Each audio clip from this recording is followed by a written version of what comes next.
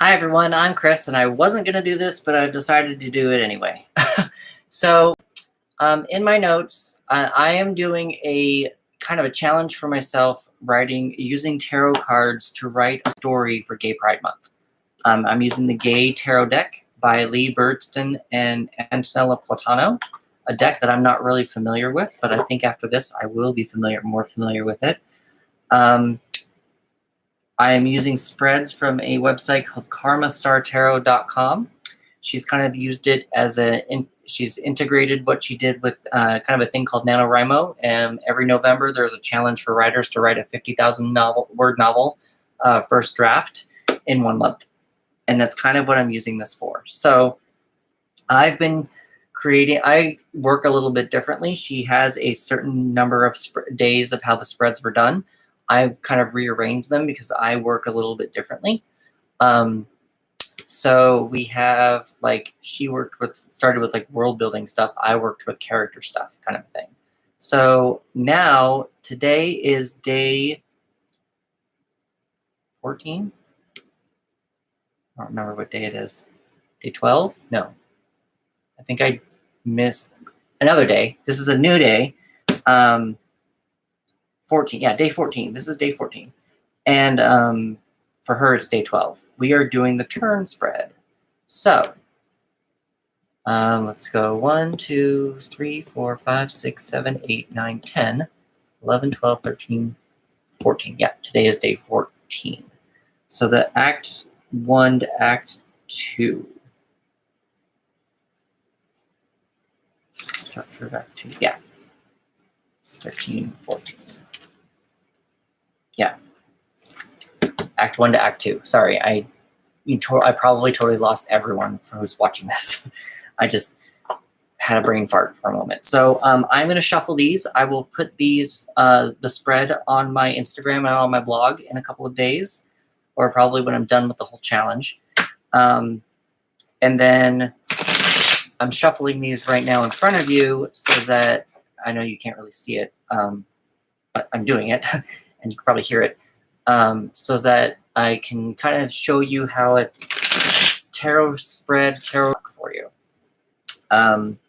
So with Act 1, we kind of already know what Act 1 is. We've met family, we've met coworkers, we've met friends. We have a antagonist, which is an ex-boyfriend. We have a mentor, and we have a sidekick, which I'd have to go back and look at all that stuff again. But right now we've got the turn. Today we're doing the turn from Act 1 to Act 2, and it's a 9-card spread. I have one note here at the bottom that I will get to when we get there, but I am going to shuffle these one more time, and we are going to go from there and see what we come up with.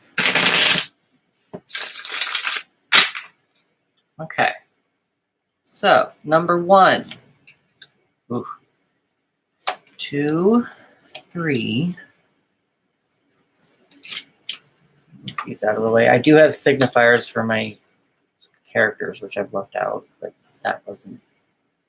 Didn't necessarily need to do that for the spread. 4, 5, 6, 7, 8. And there's a 9. So we're going to do that, just to kind of save myself some room here. Oh, okay. So maybe there'll be something good here. So let's see what happens. So Act 1 goal. This is very interesting because in the last one, we found out that the overall goal of Sage, our main character, is to have some stability in a job, or stability in himself, stability in things that you can touch, the materials. And this is the goal of Act 1. It's a reversed Man of Pentacles, so maybe there is no goal, and maybe that's why. We did find out that Sage was fired from one of his jobs, and I think I also mentioned that maybe this is where the coworkers that we discussed, the coworker characters that have all the money, that keep giving him the second chances, kind of cut him off. And so I'm wondering if that's kind of what the goal is here, is now he's feeling like he's cut off.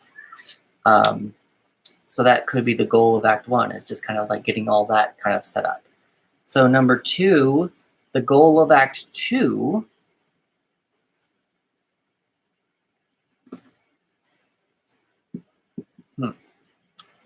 revelation reversed. Now, if you want to go that way, just to see what it is, it's a guy coming out, but this is reversed.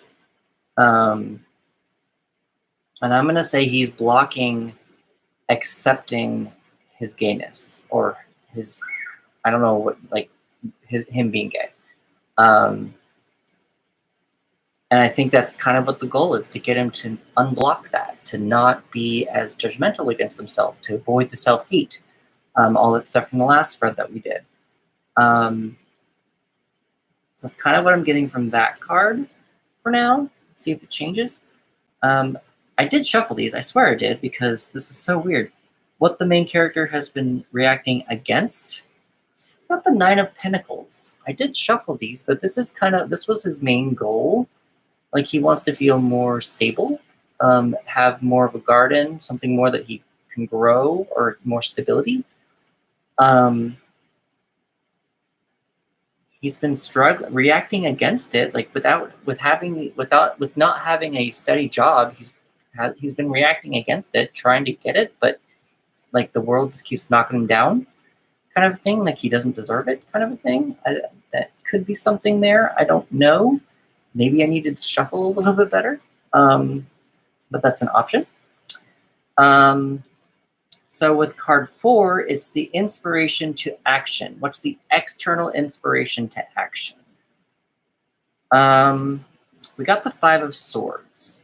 5s are all about conflict. And the 5 of Swords, in my mind, I think of wands versus swords. Wands are sticks. They are wood, and if you fight with them, it's practice fighting.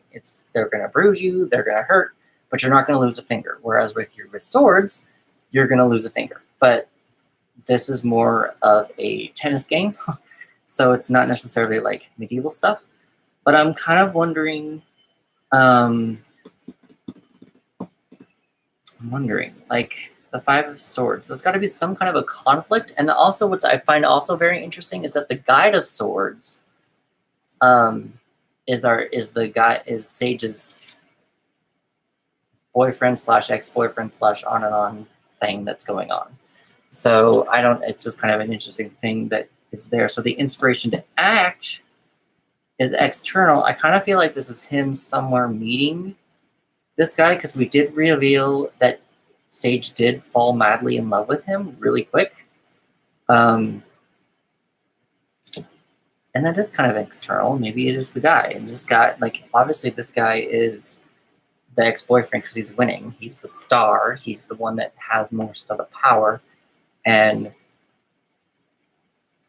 this is a guy walking away. If this is Sage, he's walking away from someone who hurt him. Maybe this is the first breakup between him and Sage, and this is our ex-boyfriend, and this is Sage walking away, feeling really, really hurt after a conflict or a fight that they had, or something. Card 5 is the transition from defense to offense. I think that the 8 of Swords is about you've locked yourself in a personal trap. It's an easy trap that you can get out of. So I kind of feel like he's just put himself in his own personal trap that he could easily, if he changes his mindset from positive to negative, he could probably move on quicker. I feel like that maybe Sage could grow once he's not putting his head down. Like this guy has his head down in the train. So maybe if he looks up, he'll be able to see that the world is more open than he thinks. Something like that. That's at least something to consider. Yeah, because if you're going to do offense, like it's more like, I feel like with offense, it's like defense is like you're defending something, you're rough and But with offense, I feel like it's almost like if you change your mental state, you actually have stuff coming to you, good things coming back at you, karma kind of a situation. And I'm kind of wondering if his karma right now, he just has this dark cloud around him. And I feel like if he can, his transition, if he can get from dark cloud to happy cloud, he might have a better, we can see Sage grow from I hate myself to super cool, I'm a gay guy kind of thing. Number 6 is how the main character feels about the transition. We have the Ace of Wands. Now, like I said in the previous videos, aces are all about beginnings. They're seeds. They're not things that are fully formed. They're the ideas that can get you going. And we've got the Ace of Wands. So this is a passion, a fire. What keeps him going? So obviously there is something within his trap that he's created that is kind of lighting a fire in him. He doesn't quite know what that fire is, but that's how he feels. He feels very upset about it, kind of a thing. Number 7 is the motivation, which is internal. And here we have the Sage of Pentacles. This is actually one of the friends that he has. Now, this does say internal. This is the internal motivation. For another spread, this is the signifier for one of the friends. He's the older gentleman that's kind of done fighting. He thinks that Sage is a young boy. He has a lot more on his, a lot more he could do with his life, kind of a thing. And he thinks that Sage shouldn't worry so much, kind of a thing. But that's not necessarily dealing with this spread. The motivation that's internal for this spread, he's blocking it. I'm feeling more of a block because the Sage of Pentacles is slow. Sages are like kings in the tarot, and Pentacles are slow. They are the methodical. They are the thinkers. They will come at things with all different options. They will think about their actions before they do them. They're planners, those kind of things. And also Pentacles are things you can touch. Materialistic things, money, your car, those kind of things, like things you can touch, things. And so with internal, I feel like maybe he doesn't have a lot of material things because, again, if Sage is, we've said that Sage is, he bounces around from job to job. So maybe he doesn't have, maybe he can fit his whole life into his car. Maybe he's living out of his car. So I think internally he doesn't feel like he's able to have all these things, in a sense, maybe, if that makes any sense. That could be something that's also going to be more revealed later through the writing and whatever. This is just a writing prompt. The difficulty in the transition is self-hatred, again. I mean, a lot of it, as a community, we go through a lot of hate for being who we are, and we have to find ways to love ourselves, even though the world, most of the world, a lot of the world, tells us that we are not worthy of love unless we are straight. So I think the difficulty in the transition from where we're going in Act 2 is going to be his self-hatred. He wants to be with this guy, or he doesn't want to be with this guy, or he wants to be with the guy doesn't want to be with him, so he hates himself because he doesn't think he's worthy. He doesn't sure if he feels like he can have a family because he's gay. And again, this is like the painting and watching straight people live normal lives. So it could be one of those kind of a situation. So this is definitely a coming out story. The more that we do this story, the more Sage is definitely wanting to come out of the closet. Which is actually something I didn't necessarily want to tell in a gay story because I almost feel like they've been done, but I do know that they are very important. They are very important stories to tell, and I know there are people who do need to hear those stories. the relation to the climax. The first step of what comes next. We have the Ten of Cups.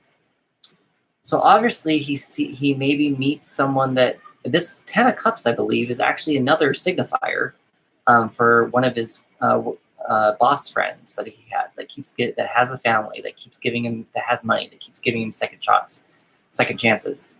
So I'm wondering if maybe he comes back and gives him one last shot once he's kind of dealt with Act 2 crap, and kind of came about things from a different perspective, kind of a thing. But obviously there's a rainbow in it, so there's something at the end of Act 2 that kind of gives Sage something to look forward to in Act 3, kind of a thing. Now, I'm going to go back and say card 5, 7, and 8 are connected. 7 and 8 are reactions to card 5. So card 5 was the transition from defense to offense. So that was this. That was the 8 of Swords, his self-imposed trap. And then 7 and 8 are the reactions to card 5. I mean, it makes sense. It's just a trifecta of sadness. We've got the Sage of Pentacles, which is reversed, which is card 7. And he feels trapped, like he can't get the materialistic things.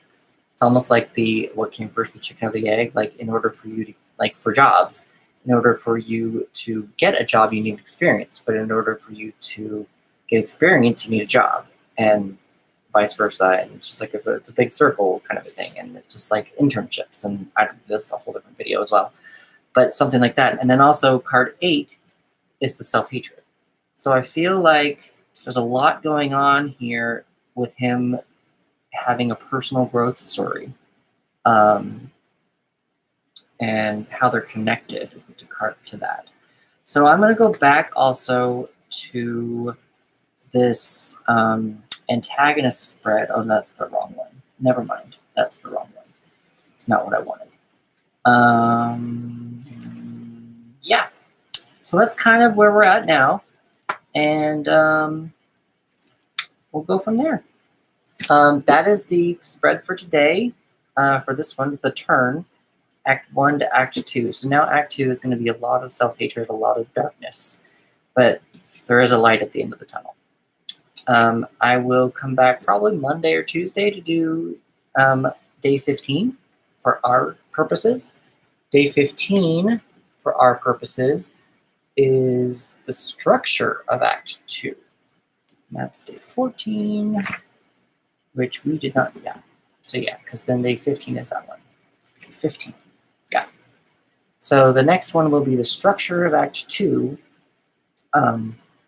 which for her is Day 14. For us, it's Day 15. 10, 11, 12, 13, 14, 15. Yeah, it's us. For us, it'll be Day 15. So again, I will put all the picture of the spread on my Instagram and on my blog in a couple of days. Once I finish all of the videos, and I can show you kind of what I'm seeing. And if you want to interpret them something that's different, you're more than welcome to. If you want to follow me on all the social medias, and I will see you next time. Thanks.